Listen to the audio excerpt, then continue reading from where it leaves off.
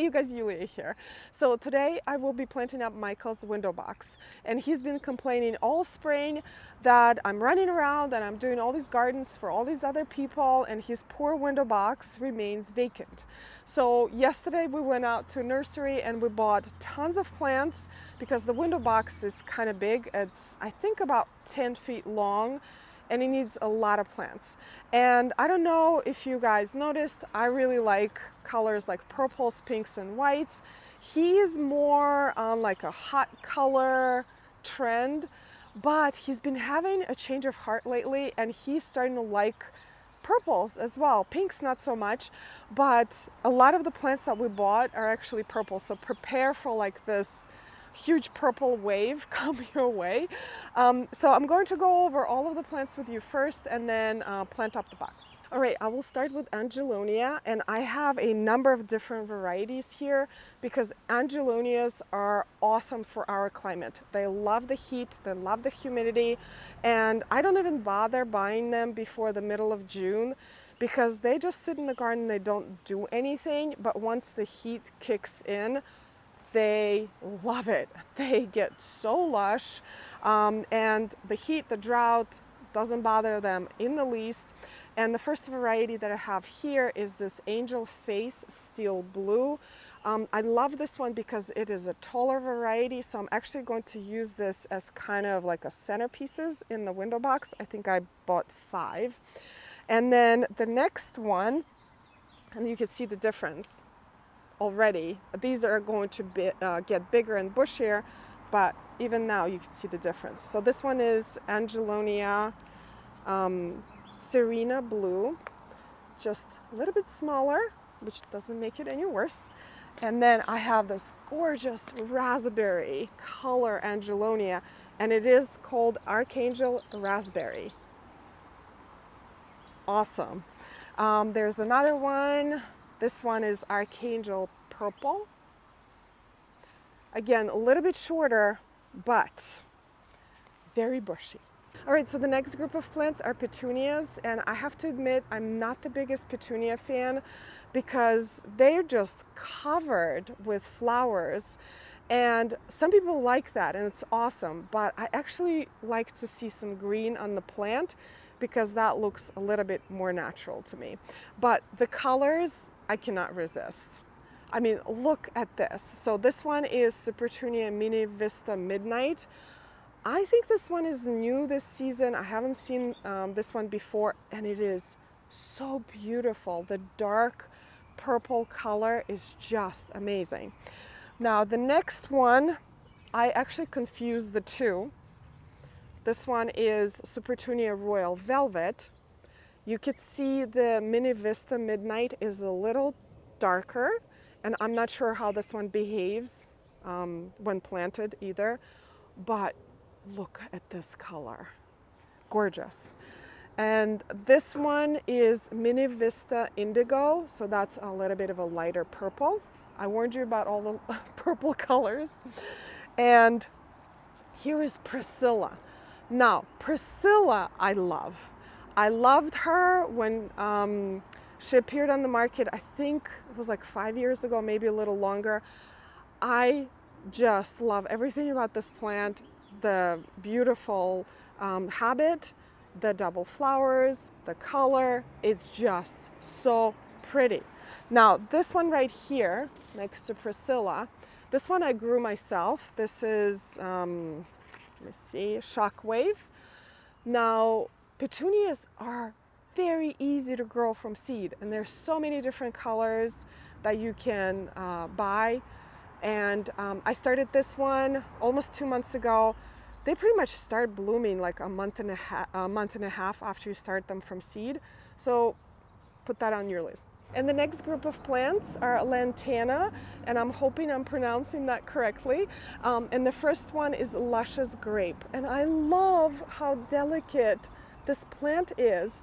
And I've read different reviews online. Some people don't love this plant because it does not produce this prolific coverage of blooms, but that's what I love. I love kind of more of a looser plant. So can't wait to see how this one performs. Now this one here is Lucky White Lantana. It has a little bit of a yellow in the middle. I think goes so well with all of the other colors. And this one is Lucky Lavender. Also really pretty. And here's a beautiful verbena. This is actually a Superbena, large lilac blue. Again, gorgeous light purple color. And I love this one. So this one is Vanessa Compact Lime. And I've never seen this color before on verbena. It is like truly lime, kind of light chartreuse color. I also bought a few Nicotianas.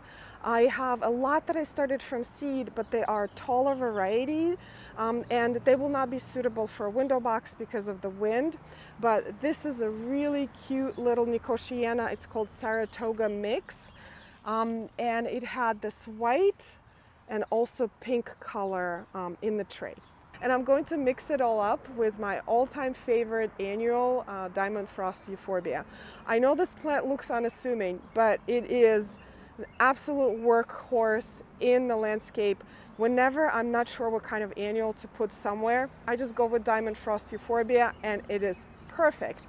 It doesn't need deadheading. It has this beautiful, delicate texture.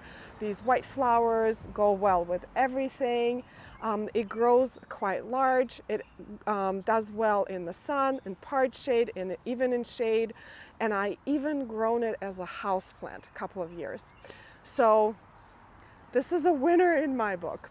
Anyway, these are all the plants, and now I'm going to go ahead and plant up the window box.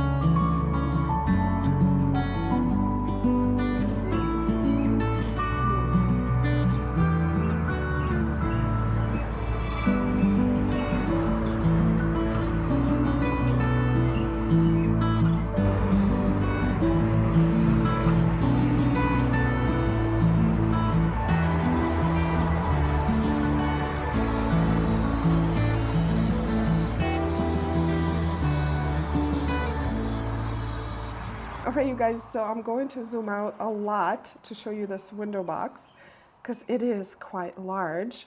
And now I remember why I always take my time to plant this up, because it is hard to stick your head out of these little windows. And I think I broke every single one of these Angelonias, the taller ones, but they will recover. They have a lot of side shoots.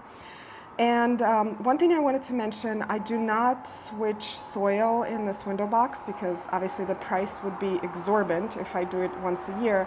So I switch it out maybe every 4 years, but once a year before I plant these plants, I charge them up with plant tone. So I just add a little bit of plant tone into the soil and it works really well. Now, as you can see, I jammed these plants in here really tight. There's a lot of plants. And I always worry in the beginning of the year that it's going to be tight, and it always works out well. There's occasionally 1 or 2 plants that kind of get out competed, so I pluck those out and I plant them somewhere else in the garden. And here's a close-up from this side. And I'm sorry, you guys, it is kind of difficult to film this window box. But about the fertilizer again, once these plants settle in, I fertilize them about once a week in the summer with Jack's fertilizer. That is my go-to for annuals.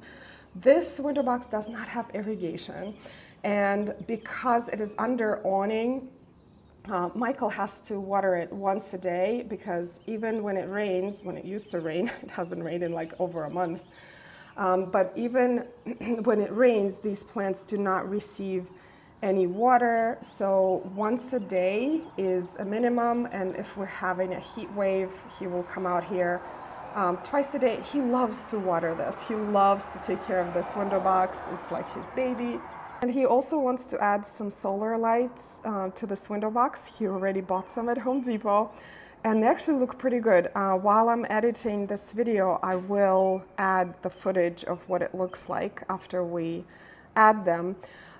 Also about the deadheading, most of these plants do not need any deadheading, but things like Nicotiana and some of the Verbenas, they do need occasional trim.